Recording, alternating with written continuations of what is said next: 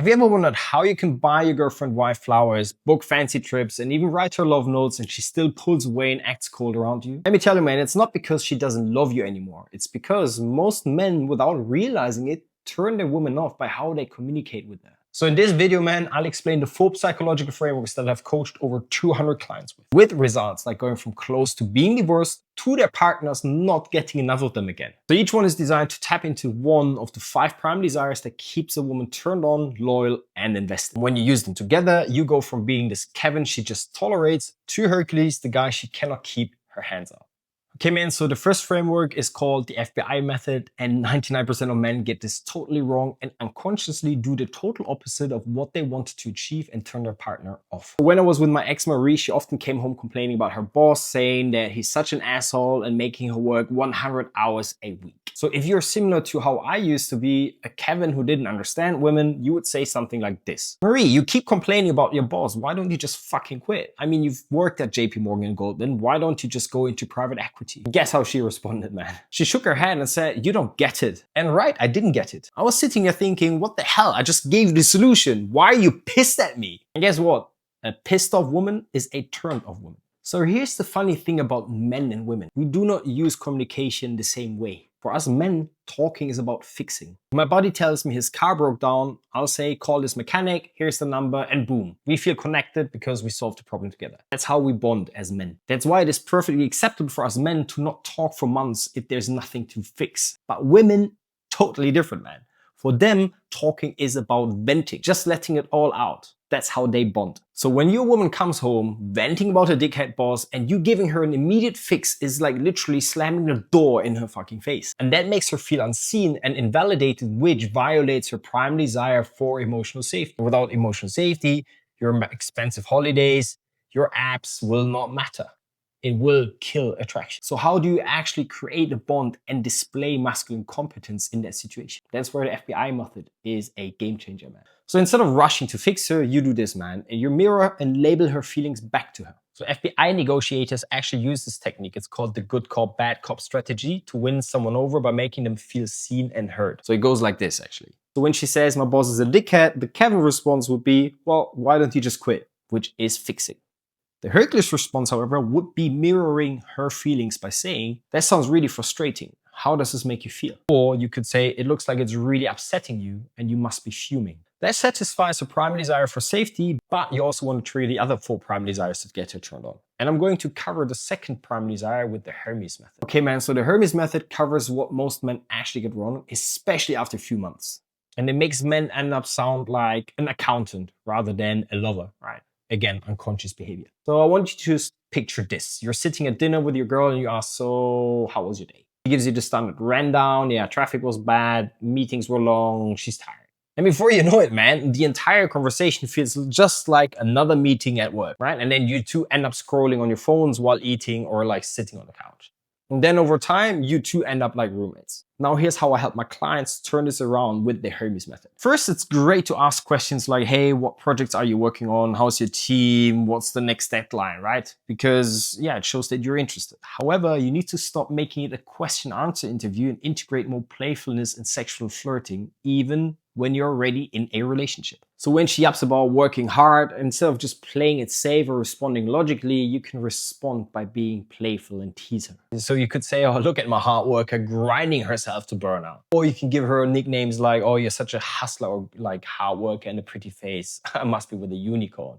Obviously read the room. If she's crying, don't be playful. But generally your wife, your girlfriend will appreciate when you're capable of keeping things lighter when it's already feeling super heavy. Because it triggers her prime desire for adventure and fantasies, and nothing is sexier to a woman, no matter if you're just dating or you've been together for 10, 15 years, than a man that can make a woman laugh. Now, for a lot of my clients, this comes unnatural because they're too rigid, too disciplined, too focused on their career. So I have them do weird animal noises or watch them Matt Rife to loosen up in our coaching calls, right? And I know this sounds super cringe, but fundamentally, that's the only way to get out of your head and inside your like creative side. Now, the next primary desire is something especially successful logical men get wrong, and it totally kills attraction. So I want you to picture this. You're sitting on the couch next to your girl. Her head is in your lap and she starts talking about how she's feeling off lately, but she doesn't really know why. And then she throws a ton of descriptive information like how she feels when she goes to the job, when she talks to her friends, yada, yada, yada. And here's exactly where most men get it wrong. Instead of actually being with her, you give her these short clip answers like, oh yeah, yeah, cool, yeah, while you're actually like looking at your phone or like at your MacBook. I used to be that guy, especially with my girlfriend Sandra in the early stages of our relationship, and I missed out on an amazing opportunity to create a deeper emotional bond with her and trigger her prime desire for a deep emotional connection. And that's why I developed the ARIS method. The ARIS method allows a woman to discover herself on a deeper level, and it triggers a shit ton of neurochemicals which will make her bond more with you because she's going to be fully naked, metaphorically. So what you'll be doing with the ARIS method is actually about walking her into, let's say, the deeper layers of herself. You lead with curiosity and you ask questions that make her feel like you are seeing her soul. So you can ask questions like, hey, what's the part that scares you most about this?